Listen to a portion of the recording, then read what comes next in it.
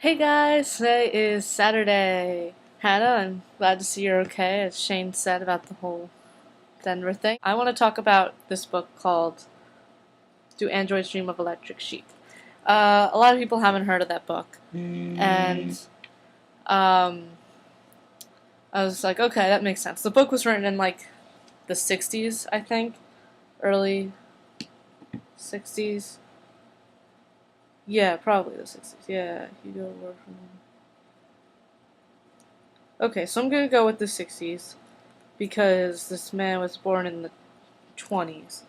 Okay, so but there's a movie called Blade Runner. But there's a movie called Blade Runner, and everybody I tell the movie title to, and there's this movie Blade, and the movie, and then there's a movie Blade Runner, and a lot of people are like, oh, I've heard of that movie. I've never seen it, but I've heard of it. Blade Runner is a sci-fi film from the 80s. It has Harrison Ford in it, and a bunch of other people, and that movie is based off this book. So pretty much what the book is about is it takes place in 2021, which I think is hilarious because we're not too far off from 2021. And in the book, they've colonized like other planets like Mars, um, and they have like hovercrafts and all these robots and stuff, and we're not gonna have any of that stuff by that time. But I actually sticky noted it in the book the first time they said it. But they have a place called New York, and I was like, oh, it's like in Doctor Who. Um, so they have a place in New York, and because the book was written in the 60s, the Soviet Union is still around in 2021, which I thought was also pretty funny. Uh, but other than that, the book is about this guy who is a bounty hunter for the police, and he has to retire androids. Androids are made and then sent to the colonies on the other planets. Androids, however, are not allowed back on Earth, but what androids tend to do is kill their owners on the colony planets and then move back to Earth illegally. And, yeah, so the main character, Rick, he goes to capture some of these androids.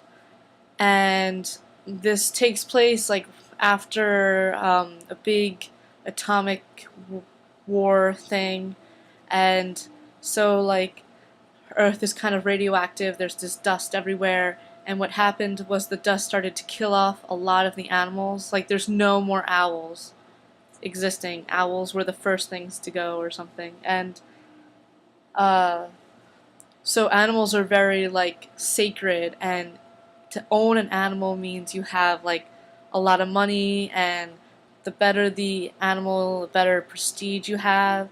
So like the main character, he's trying to like Rick is trying to buy an animal, and right now he has an electric sheep.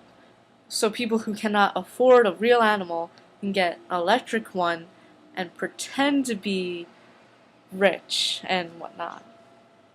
Um, then there's this other character, J.R. Isidore. His story is separate, but it will eventually intertwine with the other character, Rick. J.R. Isidore is special.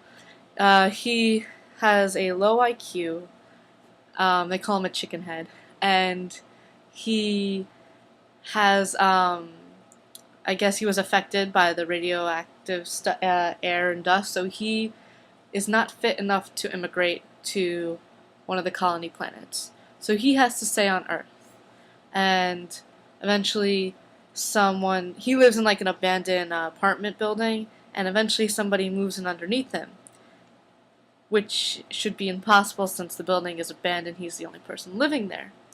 And eventually, well, he meets this woman named Pris, and her two friends come, and they say, we're being hunted by this bounty hunter.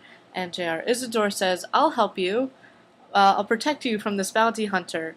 And if you could guess, those three people he's protecting are the androids that Rick is hunting. So that's pretty much it. I just got the book the other day, and I'm like already on chapter 16. It's an easy read. It really is. It's pretty quick, but I really like it. So if you have time, I didn't get to the end yet, but I'm hoping it'll be good. So I guess if you had time, I would recommend this book. I know we were talking about books earlier and I didn't know what to recommend, but I would recommend this book now. And yeah, so that's it. I hope you all have a good weekend and I'll see you next week. Bye! Oh,